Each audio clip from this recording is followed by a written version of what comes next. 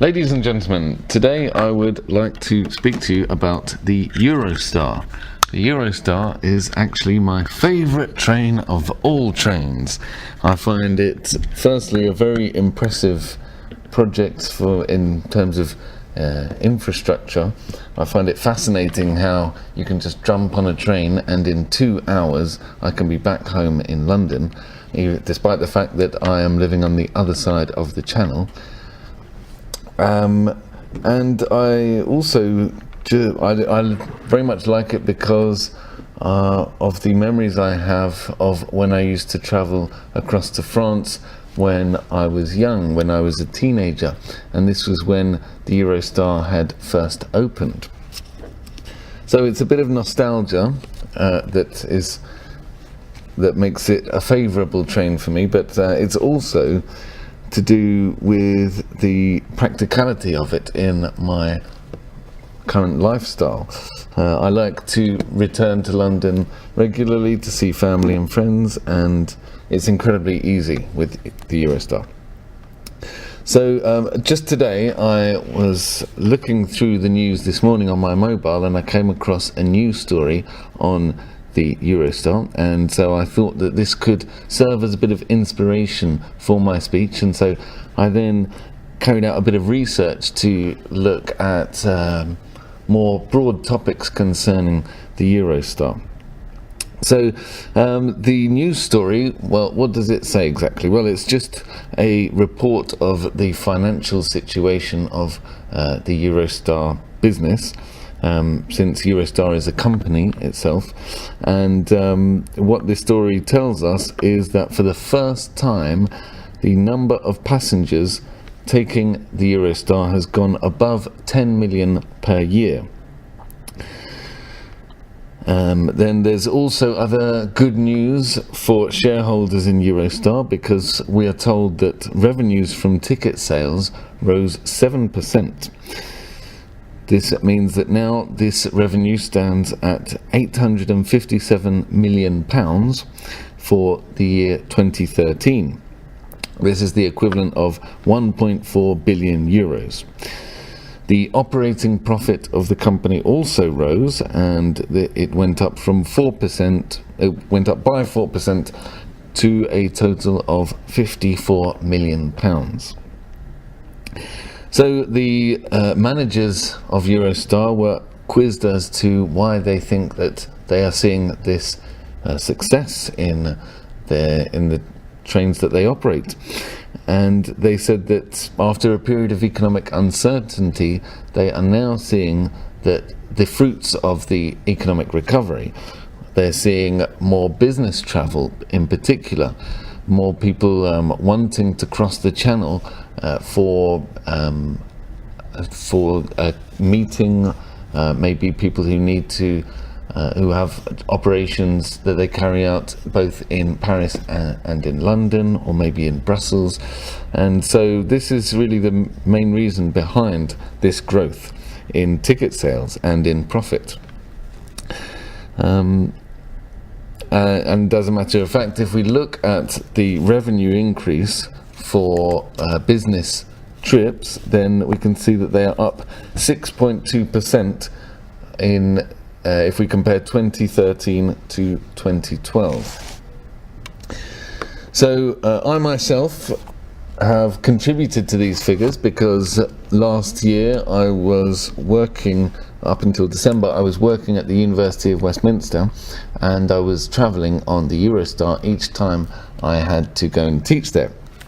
And when I would buy my tickets, there's a number of options that you are invited to choose, or you're invited to choose one of a number of options of whether you're traveling for leisure, to see friends and family, or for business. And so seeing as I was going there to teach for a professional activity, I would click the box business. So I've contributed in my small way to this 6.2% rise. So what about the Eurostar in general? What could we say if we look back at the many years that this great project has seen in its history? Well, Of course, when we talk about, well, we shouldn't really just talk about the Eurostar. We should talk in a more general sense of the Eurotunnel. Eurostar is the company that operates the train service which connects Brussels to London and Paris to London. But but the tunnel itself is operated by a company called Eurotunnel. So in addition to crossing the channel on what is a TGV train, a high-speed train, you can also cross it on a freight train, for example, if you have to transport goods between England and France, or you can use a similar train to take your car across the channel. So I'll tell you more about the car crossing the channel in a few minutes. But let's have a look at a few of the let's have a look at the background of the idea of digging a tunnel under the channel. Well, the tunnel itself was inaugurated in 1994, and it shortened the time that one needed to cross the channel considerably. Nowadays it takes about 25 to 30 minutes to go from this is from when you descend into the tunnel to when you come out the other end. If you take the fastest ferries possible, on the other hand, if you were to cross from the French coast to the English coast, then the fastest you can do this in is an hour and a half. So you can see there's a considerable difference there. So the engineers, when they decided to build this tunnel, they chose to connect Calais with well, more specifically we should say Sangatte. This is the point of the French coast which is closest to the UK, and so the tunnel now connects Sangatte with Shakespeare Cliff in England, and this is the length between the two, the distance between the two is just 33 kilometers, so they are actually quite close. It is indeed not the first time that somebody had envisaged the idea of digging a tunnel to connect France and England. If we look back even to Napoleon's time, we can see that there were French engineers who were dreaming about projects of digging a tunnel to link these two land masses. But as we all know, Napoleon, we're all glad to know that Napoleon failed in his attempt to invade the British Isles.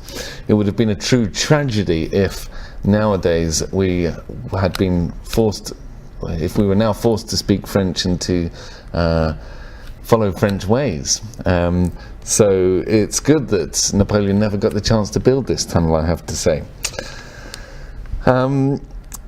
And then later on, a few decades after Napoleon's time, there was another attempt to build a tunnel between the two, to link the British Isles to the rest of Europe, and indeed engineers did begin digging a tunnel of this type in the year 1880, so almost 150 years ago. But the project was put to an end because the Brits were scared of being invaded by the French. Now, of course, let me just update you on your history. The French have never invaded the UK. Nowadays, some French people may claim that they have done, but they might be referring back to William the Conqueror, who was actually not French at all. He was a Norman. So, just to update you on history there. Anyway, so the work was halted during this attempt to connect the UK with France, and this was after the engineers and the workers had already dug 2 kilometers under the ground on each side of the channel. So then we had to wait another 100 years before another project was put together to dig a tunnel of this type. The agreement was signed between Margaret Thatcher and François Mitterrand in the year 1990. And this meant that finally the British Isles are actually no longer a set of, well, England is no longer on an island, we could say, because it's connected to a larger landmass, the European continent. So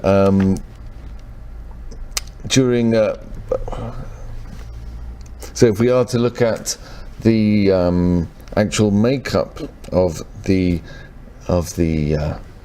tunnel itself and how it was dug, then we can see that across most of the sea crossing between France and the UK, the sea is roughly 40 meters deep, so the tunnel is more than 40 meters below the surface of the water. Now, of course, the tunnel wasn't dug through sand. That would simply be absurd, and it would have meant that the tunnel would have collapsed quite quickly. If you look at a geological diagram of the area, then you can see that the seabed is made up of sand, first of all. Underneath that there is a layer of white chalk, but this is not suitable for a tunnel to be dug through because it is permeable rock, so water can seep through very easily. But then just below this layer of white chalk you have a layer of blue chalk, and this is much more solid and it is much more viable for drilling through. So I don't know if you've seen pictures of the drill that was actually used itself. I remember once driving past it, and I think it's somewhere off the coast, somewhere near the coast of England, and they still have this huge drill which is just sitting there, and it's an immense object. The shape of the tunnel itself, a big circular object. It weighs 1,200 tons, so incredibly heavy, and as it was digging it moved quite slowly through the rock, and of course it would be very difficult to push an object of this size through the rock. It moved at a speed of just 5 meters every hour. As the drill moved through the chalk, as soon as it passed through, concrete plaques were immediately fastened to the inner sides of the tunnel, and this provided support and it strengthened the tunnel, preventing it from collapsing immediately after having been dug.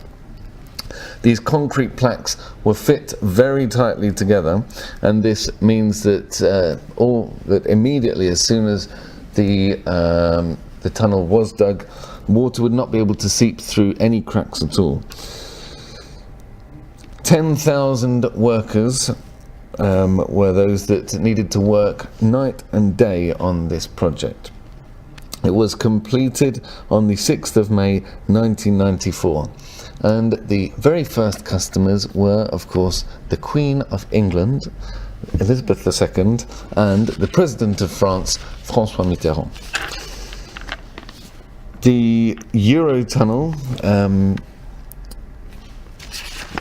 actually, now that I look at my figures, I realise that maybe it wasn't that Mitterrand was, I think, not the President of France at that time. I think it was Jacques Chirac. So I guess Mitterrand was one of the first passengers because he was the president who signed the agreement with Margaret Thatcher at the end of the 80s, beginning of the 90s. So later, maybe the interpreters can correct me on that if necessary. So the Eurotunnel service, as I said, is one which provides a service both for freight, for goods, and for passengers. I remember when I was a kid going with my parents and my brothers and sisters in our car. We had quite a large car because we're quite a large family, and we drove the car onto the train itself and sat there on the car for half an hour or so as we waited to arrive in France on the other side. This was very exciting at the time. The trains actually have 2 decks for the cars, so your car will be directed either to the lower deck or the upper deck, and each train can take 120 cars in total. Of course, when you drive into the train itself, this means that the train fills with exhaust fumes, because the cars have to drive right to the end until they find their spot. So there is a ventilation system which removes the exhaust fumes, and as soon as you arrive in your spot, you have to turn off your engine. Then during the journey, you sit in your car and you simply wait to arrive. So if your car is comfortable, then you can be assured of a comfortable journey. But you can also walk around the train itself, and I remember when I was a teenager, I would run up and down the train and I would go through the fireproof doors. You can go up to the door, press it, and an automatic door opens, allowing you to pass into the next carriage, and in this way you can go all the way down the train, which is very exciting when you're 15.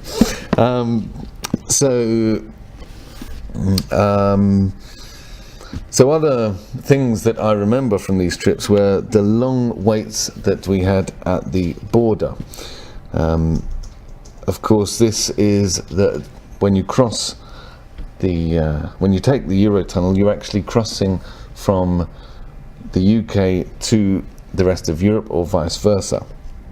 And so all cars that pass through have to be checked for smuggled goods and for illegal immigrants.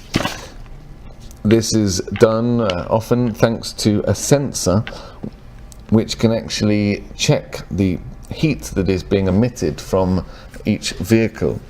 And it means that if an illegal immigrant is stowed away somewhere in the vehicle, their body heat will be detected. There are also checks that are carried out for the CO2 levels within the lorries. So this allows the border guards to see whether there is somebody inside the lorry breathing. And of course, every now and then immigrants are found in lorries or in all the many vehicles that pass through the Eurotunnel. They are, for the most part, taken to a detention centre. Over the years since the creation of the Eurotunnel, there have been many human tragedies that have occurred regarding the immigrants that have been found. There have been many deaths that have been caused from immigrants being stowed away in very inhumane conditions.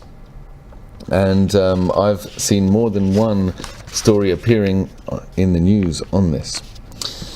So, ladies and gentlemen, I've still got a number of other things to say about the Eurotunnel, but I think we will give our interpreters a break here. Thank you.